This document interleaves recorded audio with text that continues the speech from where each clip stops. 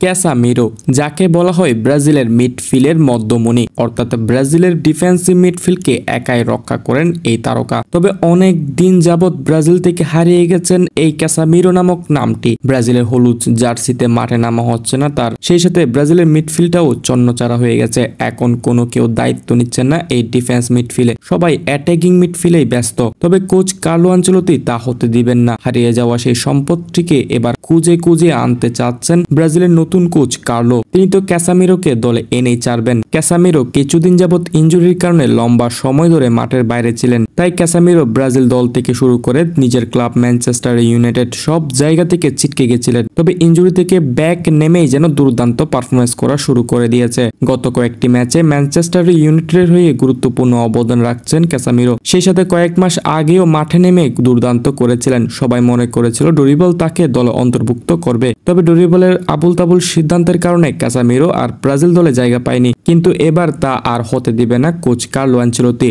Dorival যেই ভুলটা করেছে কার্লো আনচেলত্তি সেই ভুলটা করবে না, তাই ব্রাজিল দলে যোগ দেওয়ার সাথে সাথেই ক্যাসামিরোর কবর রাখছেন এই ইতালিয়ান কোচ। কেননা রিয়াল মাদ্রিদে ক্যাসামিরো থাকাকালীন সময়ে কোচ ছিলেন কার্লো আনচেলত্তি। কার্লো আনচেলত্তি জানেন ক্যাসামিরো কেমন ধরনের তারকা, তাই আনচেলত্তি এবার এই সুযোগটি কোনো রকম ভাবে হারাবেন না এবং ক্যাসামিরোকে ফিরিয়ে আনার তথ্যটি বর্তমানে বড় বড় নিউজ ফিডে প্রকাশিত হচ্ছে। অর্থাৎ কোচ কার্লো আনচেলত্তি মন প্রাণ দিয়ে চাচ্ছেন ক্যাসামিরোকে যে কোনো ভাবে ফিরিয়ে আনতে হবে, যাতে ব্রাজিলের মিড কন্ট্রোলটা ভালো করে করতে পারে। সবকিছু যদি ঠিক থাকে তাহলে কার্লো আনচেলত্তি 100% নিশ্চিত যে ক্যাসামিরোকে ব্রাজিল দলে ফিরিয়ে আনবে। তো দর্শক, আপনাদের কি মনে হয়, আনচেলত্তি কি ক্যাসামিরোকে ব্রাজিল দলে ফিরিয়ে আনতে পারবে? আপনাদের মন্তব্য জানিয়ে দিতে পারেন আমাদের কমেন্ট সেকশনে।